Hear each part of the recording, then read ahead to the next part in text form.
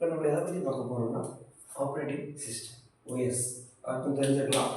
Operating system அப்படிங்கிறது என்னன்னா computer ஹார்ட்வேருக்கும் அந்த யூஸ் பண்ணுற அந்த யூஸருக்கும் இடையில் உள்ள ஒரு பிரிட்ஜ் மாதிரி, ஒரு பிரிட்ஜ்னு சொன்னால் இல்லை இந்த இன்டர்ஃபேஸ் ஒரு இன்டர்மீடியேட்டரியாக ஆக்ட் பண்ணக்கூடியது தான் ஆப்ரேட்டிங் சிஸ்டம்.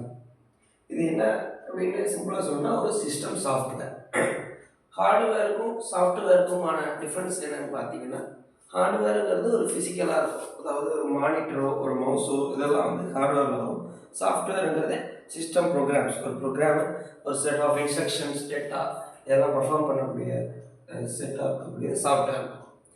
சாஃப்ட்வேருங்கிறது என்னென்னா ரிட்டன் ப்ரோக்ராம்ஸ் கண்டெய்ன்ஸ் டாக்குமெண்டேஷன்.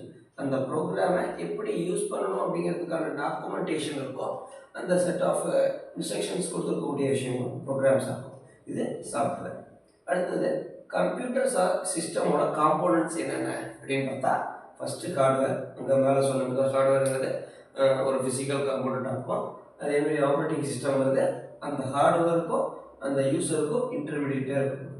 இந்த ஓஎஸ்க்கான எக்ஸாம்பிள் இந்த விண்டோஸாக இருக்கலாம், லினக்ஸ் ஓஎஸ், இந்தமாரி எல்லா ஓஎஸுக்கான எக்ஸாம்பிள்ஸ் இருக்கும். அதாவது விண்டோஸ் யூஸ் பண்ணுவீங்க, உபுண்டு யூஸ் பண்ணுறவங்க இருப்பீங்க, லினக்ஸ் யூஸ் பண்ணுறவங்க இருப்பீங்க. அடுத்தது அப்ளிகேஷன் ப்ரோக்ராம்ஸ்.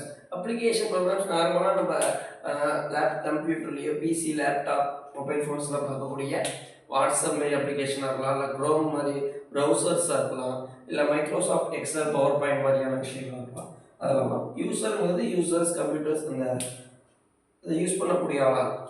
அவங்க தான் அந்த ஏதாவது ஒரு செட் ஆஃப் இன்ஸ்ட்ரக்ஷன்ஸ் கொடுத்து கம்ப்யூட்டர் பர்ஃபார்ம் பண்ண சொல்லக்கூடியவங்களாக இருப்பாங்க. அடுத்தது இந்த ஆப்ரேட்டிங் சிஸ்டமுக்கு இன்னொரு நேம் என்னென்னா ரிசோர்ஸ் அலோகேட்டர்.